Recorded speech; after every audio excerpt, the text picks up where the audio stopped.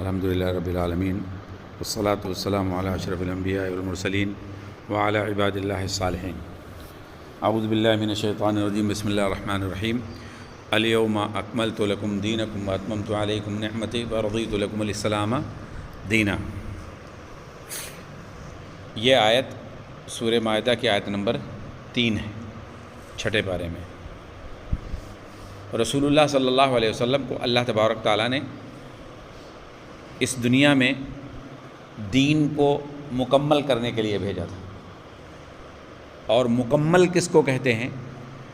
جس میں سے نہ کچھ نکالا جا سکے اور نہ کچھ جس میں ڈالا جا سکے، وہ چیز مکمل ہوتی ہے۔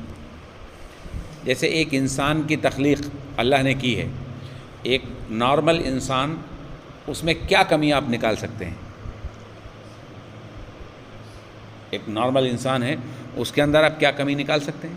کہ آنکھیں یہاں نہیں یہاں ہونا چاہیے، منہ یہاں نہیں یہاں ہونا چاہیے، کان یہاں نہیں یہاں ہونا چاہیے، کچھ کر سکتے ہیں؟ یہ جتنی چیزیں اللہ نے بنائی ہے، کیا اس میں سے کچھ کم کیا جا سکتا ہے؟ کم تو چھوڑ دو، زیادہ بھی کرو گے، اگر کسی کی ایک انگلی زیادہ ہو جاتی تو بولتے چنگا ہے، بولتے ہیں نا۔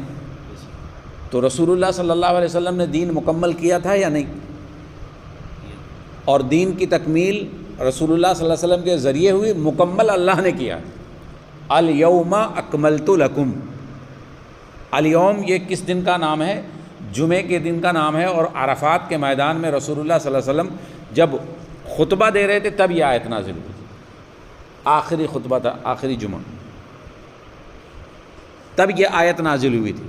یہودی آج بھی یہ رشک کرتے ہیں، اور حضرت عمر رضی اللہ عنہ سے کہتے تھے کہ عمر، تمہارے قرآن میں ایک آیت ہے، اگر وہ آیت ہماری شریعت میں نازل ہو جاتی تو ہم لوگ اس دن کو خوشی کا دن مناتے، عید کا دن مناتے، کہ تمہارے قرآن میں ایک آیت ہے الیوم اکملت لکم دینکم، کہ اللہ تعالیٰ نے فرما دیا کہ آج تمہارا دین مکمل ہو گیا۔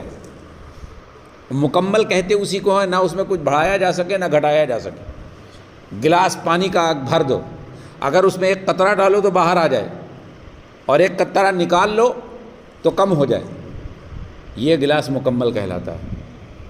اور ہمارا دین اس سے بھی کئی زیادہ مکمل ہے۔ تو رسول اللہ صلی اللہ علیہ وسلم کا دین مکمل ہے، تو اس میں شب برات کا ذکر کیوں نہیں ہے؟ اگر دین مکمل تھا اور ہے تو رسول اللہ صلی اللہ علیہ وسلم کے زمانے میں آج 14ویں 15ویں رات ہے شعبان کی، اس میں لوگ قبرستان کے چکر لگاتے ہیں، ٹولی کی ٹولی، جوڑی کی جوڑی نکل کے جاتے ہیں، اگربتیاں سلگائی جاتی ہیں، اور ایک وہم پیدا کیا جاتا ہے کہ مردے آج کے دن انتظار کرتے ہیں۔ ان کو عالم برزخ میں پتہ کیسے چلتا ہے کہ آج 15ویں شعبان ہے، 16ویں شعبان ہے؟ یہاں جو زندہ لوگ ہیں، جاؤ ان سے پوچھو کہ ان کو ہی پتہ نہیں ہوتا آج کون سا دن ہے۔ بھول جاتے کہ نہیں بھول جاتے؟ اور وہاں ان کے اوپر قبر میں ڈنڈے عالم برزخ میں چل رہے ہوں گے، درے چل رہے ہوں گے، وہ ان کو یاد رکھیں گے کہ آج شعبان ہے؟ ان کو کیسے پتہ چلتا ہے؟ ان کے پاس کون سا دنیا کا تھرمامیٹر فٹ ہے کہ یہاں کی ساری خبریں ان کو پہنچ رہی ہیں؟ ہم کو لگ رہا ہے کہ یہ مسلمان جو اس طرح کی حرکتیں کرتے ہیں، بلوٹوتھ سسٹم اسی سے سیکھا ہوگا۔ بلوٹوتھ کا سسٹم ایسے ہی ہے نا کہ یہاں کا مال وہاں، وہاں کا مال یہاں۔ کیا تماشا بنا رکھا ہے دین کو۔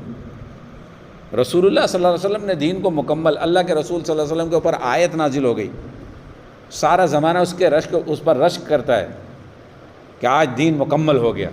مکمل کا مطلب کوئی چیز کی کمی نہیں رہ گئی، مکمل کا مطلب کوئی چیز اس میں بڑھائی نہیں جا سکتی، اس میں سے کم نہیں کی جا سکتی۔ یہ جو شب برات کا معاملہ ہے، یہ کیا کہتے ہیں کہ 15 شعبان کو حضرت ویس قرنی نے اپنے دانت توڑ لیے تھے، ہے نا؟ دانت توڑ لیے تھے۔ رسول اللہ صلی اللہ علیہ وسلم کے دانت کون سے مہینے میں ٹوٹے تھے؟ شوال کے مہینے میں، غزوہ احد میں۔ تم 1 مہینہ پہلے ہی توڑے دے رہے ہو۔ اگر ویس قرنی نے توڑے بھی تھے تو شوال میں توڑے ہوں گے نا۔ رسول کی محبت میں اگر انہوں نے اپنے دانت توڑے ہوں گے تو شوال میں توڑیں گے عید کے بعد، اور تم 1 مہینہ عید سے پہلے ہی۔ وہ بھی پتہ نہیں توڑے ہوں گے کہ نہیں۔ اور ایسا کیسے ہو سکتا ہے کہ وہ شریعت کے خلاف پڑھیں؟ نبی کریم صلی اللہ علیہ وسلم کو چاہنے والے ابو بکر صدیق سے زیادہ کوئی نہیں ہے، اور ابو بکر صدیق اسی جنگ میں موجود تھے، اسی میدان میں موجود تھے، نبی کو کندھا دے کر غار حرا میں لے کے گئے، اس میں غار حرا کے اندر لے کے گئے ہیں۔ احد پہاڑ کے اندر جو رسول اللہ صلی اللہ علیہ وسلم اس کو کھو میں جا کے بیٹھے تھے احد پہاڑ پہ، تو حضرت ابو بکر صدیق کندھا لگا کر لے کر گئے تھے، اور رسول اللہ صلی اللہ علیہ وسلم کے دانت ٹوٹے ہوئے ان کو دکھ رہے تھے، تو ابو بکر کی محبت نہیں آئی کہ لا ہم دانت توڑ لیں۔ عمر بھی موجود تھے، عمر نے نہیں سوچا کہ لا ہم دانت توڑ لیں۔ اور ویس قرنی رضی اللہ عنہ کے بارے میں جو بات کہی جاتی ہے وہ کیا ہے کہ وہ اپنے دانتوں سے چبا کر اپنی ماں کو نرم کر کے روٹی چبا چبا کر اپنی ماں کو کھلاتے تھے، کیونکہ ان کی ماں کے دانت نہیں تھے۔ اور رسول اللہ صلی اللہ علیہ وسلم نے اسی خدمت کی بنیاد پر کہا تھا کہ ویس ہماری تمہاری جنت میں ملاقات ہوگی، یہاں مدینے مجھ سے ملنے نہ آؤ، تم اپنی ماں کی خدمت کر رہے ہو، یہ تمہارے لیے جنت میں جانے کا سبب ہے، تمہاری دعائیں قبول ہوتی ہیں۔ جو بیٹا اپنے دانتوں سے اپنی ماں کو، پوپلی ماں کو کھلا پلا رہا ہو، وہ اپنے دانت توڑ لے گا، اور رسول نے اس پر یہ کہا ہو کہ یہ تمہاری خدمت جو ہے تمہیں جنت لے کے جائے گی، سوچو۔ اور پھر وہ ایک دانت نہیں توڑے، یہ توڑا تو یہ توڑا، پھر یہ توڑا، پھر سوچا وہ ٹوٹا ہوگا، پھر دانت توڑا نا ذرا سا، کوئی ایک آدمی توڑ کے دکھاؤ ان کو۔ کوئی آدمی اپنا دانت اپنے ہاتھ سے توڑ سکتا ہے کیا؟ یہ کیا تماشا بنا رہی ہے، بالکل دین کو ایک دم ہندوؤں کا دین بنا دیا۔ وہ ہنومان پہاڑ لے کے اڑ رہا تھا، یہاں دانت توڑے رہے جائے۔ دین مکمل ہے، دین میں کسی چیز کی کمی نہیں۔ ایک بہانہ اور لگاتے ہیں، ایک بہانہ کیا لگاتے ہیں کہ ایک رات کو 15 شعبان کی رات کو رسول اللہ صلی اللہ علیہ وسلم اور حضرت عائشہ صدیقہ رضی اللہ عنہا اپنے بستر پہ سو رہے تھے، ٹھیک، ایک دم سے رسول اللہ صلی اللہ علیہ وسلم آدھی رات کو اٹھے اور چپکے سے بغیر بتائے ہوئے حضرت عائشہ کو ان کے حجرے سے نکل گئے اور وہ چل دیے۔ حضرت عائشہ نے کیا سوچا کہ لگتا ہے کہ نبی کسی دوسری بیوی کے گھر جا رہے ہیں، یعنی حضرت عائشہ کو محمد رسول اللہ پر اعتبار نہیں تھا، یقین نہیں تھا کہ میرا شوہر میرے ساتھ خیانت کر رہا ہے، یعنی نبی کی پوری زندگی پہ تم نے داغ لگا دیا اپنے حلوہ پوری کے چکر میں۔ ایک تو اماں عائشہ کے اوپر یہ شک پیدا کرنا کہ وہ اپنے نبی پر اعتماد نہیں کرتی تھی، اور دوسرے نبی کے بارے میں یہ غلط فہمی پیدا کر دینا کہ نبی چھپا چھپا کر بھی کچھ کرتے تھے۔ نبی کریم صلی اللہ علیہ وسلم دین بتانے آئے تھے یا چھپانے آئے تھے؟